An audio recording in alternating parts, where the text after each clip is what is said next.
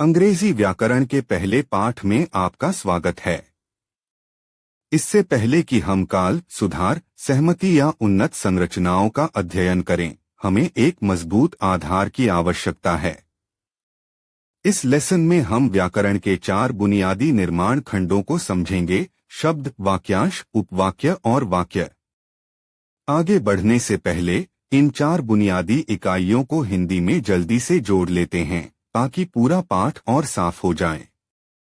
इस पाठ के अंत तक आप न केवल परिभाषाएं जान सकेंगे, आप इन 4 इकाइयों के बीच अंतर बताने में भी सक्षम होंगे, रियल उदाहरणों के अंदर उन्हें पहचान सकेंगे और सबसे आम शुरुआती गलतियों में से एक से बच सकेंगे: एक खंड को पूर्ण वाक्य के साथ भ्रमित करना। कई छात्र नियमों को सीधे याद करके व्याकरण सीखने का प्रयास करते हैं, लेकिन जब बिल्डिंग ब्लॉक अस्पष्ट होते हैं तो प्रत्येक बाद वाला विषय कठिन हो जाता है। यदि आप अच्छी तरह समझते हैं कि एक शब्द, वाक्यांश, उपवाक्य और वाक्य क्या हैं, तो विषय, क्रिया, समझौता, काल, परिवर्तन और लिखना सभी बहुत आसान हो जाता है। यहाँ एक नज़र में बड़ी प्रगति है। व्याकरण क्रमशः बढ़ता जाता है। एक शब्द अर्थ शुरू करता है, एक वाक्यांश इसका विस्तार करता है, एक खंड संरचना जोड़ता है और एक वाक्य संदेश को पूरा करता है। यहाँ वही विचार कदम दर कदम बढ़ रहा है। सबसे पहले हमारे पास एक शब्द है, फिर हम वाक्यांश बनाने के लिए एक और शब्द जोड़ते हैं, फिर हम क्रिया के साथ एक उपवाक्य बनाते हैं, अंत में हम पूरे अर्थ के साथ एक पूरा वाक्य बनाते हैं। शब्द किसी भाषा की सबसे छोटी सार्थक इकाई है।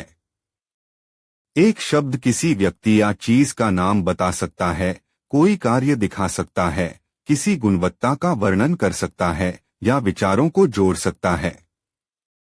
महत्वपूर्ण बात यह है कि शब्द अपने आप में अर्थ रखता है। यहाँ तक कि शब्द स्तर पर भी व्याकरण पहले ही शुरू हो जाता है। कुछ शब्द चीजों को नाम देते हैं, कुछ कार्य दर्शाते हैं, कुछ वर्णन करते हैं और कुछ अर्थ के एक भाग को दूसरे से जोड़ते हैं। बाद में ये भाषण का हिस्सा बन जाते हैं, लेकिन अभी फंक्शन में अंतर पर ध्यान दें। आइए आगे बढ़ने से पहले किसी शब्द के विचार का परीक्षण करें। यहाँ प्रत्येक आइटम एक ही शब्द है, लेकिन व्याकरण का काम अलग है। अभी के लिए बस पुष्टि करें कि प्रत्येक अर्थ की केवल एक इकाई है। वाक्यांश शब्दों का एक समूह है जो एक साथ काम करता है, लेकिन इसमें विषय और पूर्ण क्रिया दोनों शामिल नहीं होते हैं। एक वाक्यांश अर्थ जोड़ सकता है, लेकिन यह पूर्ण वाक्य के रूप में अकेला नहीं खड़ा होता है। वाक्यांश कई काम कर सकते हैं। एक संज्ञा वाक्यांश किसी चीज को अधिक पूर्णता से नाम दे सकता है। एक पूर्वसर्गीय वाक्यांश स्थान या समय दिखा सकता है। क्रियाविशेषण वाक्यांश ढंग दिखा सकता है। हम अभी तक सभी वाक्यांश प्रकारों का गहराई से अध्ययन नहीं कर रहे हैं, लेकिन ये उदाहरण आपको संरचना को महसूस करने में मदद करेंगे। एक वाक्यांश सार्थक लग सकता है, लेकिन अभी भी कुछ कमी है। यह कर्ता और कर्मवाच्य क्रिया के साथ पूर्ण विचार नहीं कराता। इसीलिए एक वाक्यांश पूर्ण वाक्य के रूप में अकेला खड़ा नहीं रह सकता। अब जांचें कि क्या आप वाक्यांशों को तुरंत पहचान सकते हैं। प्रत्येक समूह को पढ़ें और ध्यान दें कि उनमें से सभी अर्थ देते हैं, लेकिन उनमें से कोई भी अपने आप में पूर्ण संदेश नहीं देता है। उपवाक्य शब्दों का एक समूह है जिसमें एक विषय और एक क्रिया होती है। यह एक वाक्यांश को एक वाक्यांश से अधिक पूर्ण बनाता है। लेकिन कुछ खंड अभी भी अकेले नहीं खड़े हो सकते, क्योंकि वे दूसरे विचार पर निर्भर करते हैं। 2 प्रमुख उपवाक्य परिवार हैं। एक स्वतंत्र उपवाक्य पूर्ण विचार के रूप में अकेला खड़ा हो सकता है। आश्रित उपवाक्य में एक कर्ता और एक क्रिया भी होती है, लेकिन फिर भी वह अर्थ पूरा करने के लिए दूसरे भाग पर निर्भर रहता है। यदि आप किसी उपवाक्य को शीघ्रता से पहचानना चाहते हैं तो दो प्रश्न पूछें। पहला, क्या कोई विषय है? दूसरा, क्या कोई क्रिया है? यदि दोनों मौजूद हैं तो संभवतः आपके पास एक उपवाक्य है। फिर पूछें कि क्या अर्थ अकेला है या किसी अन्य भाग पर निर्भर करता है। आइए हम उपवाक्य पहचान का अभ्यास करें। यह निर्णय लेने का प्रयास करें कि क्या प्रत्येक एक स्वतंत्र उपवाक्य है या आश्रित उपवाक्य है। एक वाक्य एक पूर्ण विचार है। यह आमतौर पर बड़े अक्षर से शुरू होता है और विराम चिन्ह के साथ समाप्त होता है। एक वाक्य छोटा या लंबा हो सकता है, लेकिन उसे पूरा संदेश देना चाहिए। यह तय करने के लिए कि क्या कोई चीज एक वाक्य है, तीन चीजों की जांच करें: संरचना, पूर्णता और विराम चिन्ह।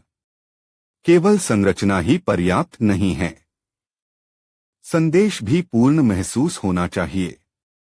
आइए अब सभी चार इकाइयों को एक साथ रखें। यह तुलना महत्वपूर्ण है क्योंकि जब मतभेद एक नज़र में दिखाई देने लगते हैं तो अधिकांश भ्रम गायब हो जाते हैं। यहाँ एक अलग विचार के साथ एक और पूर्ण प्रगति है। इससे आपको यह देखने में मदद मिलती है कि पैटर्न केवल एक उदाहरण तक सीमित नहीं है। पहली आम गलती शब्दों के किसी भी सार्थक समूह को वाक्य मानना है। केवल मतलब ही काफी नहीं है। एक वाक्यांश उपयोगी लग सकता है, लेकिन यह अभी भी पूरा वाक्य नहीं है। दूसरी आम गलती यह सोचना है कि प्रत्येक उपवाक्य एक वाक्य है। यह भी सच नहीं है। एक आश्रित उपवाक्य में एक कर्ता और एक क्रिया होती है, लेकिन फिर भी उसे दूसरे भाग की आवश्यकता होती है।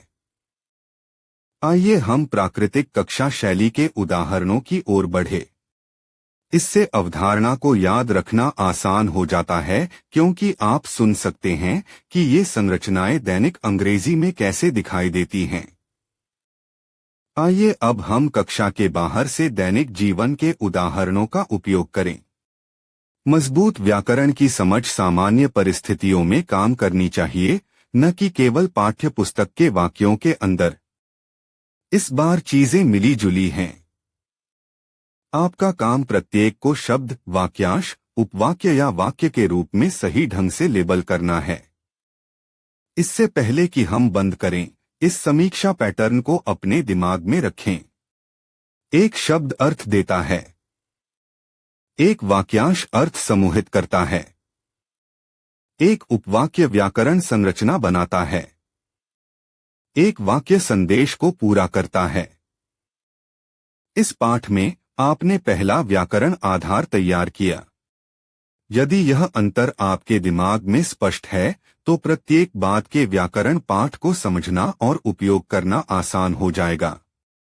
अगले पाठ में हम प्रत्येक पूर्ण वाक्य के दो मुख्य भागों की ओर बढ़ते हैं, सब्जेक्ट और प्रेडिकेट।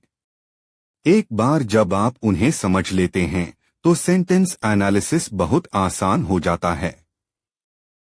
अगर आपको मेरा ये वीडियो अच्छा लगा हो तो इस वीडियो को लाइक कीजिए, अपने दोस्तों के साथ शेयर कीजिए और मेरे चैनल को सब्सक्राइब कीजिए।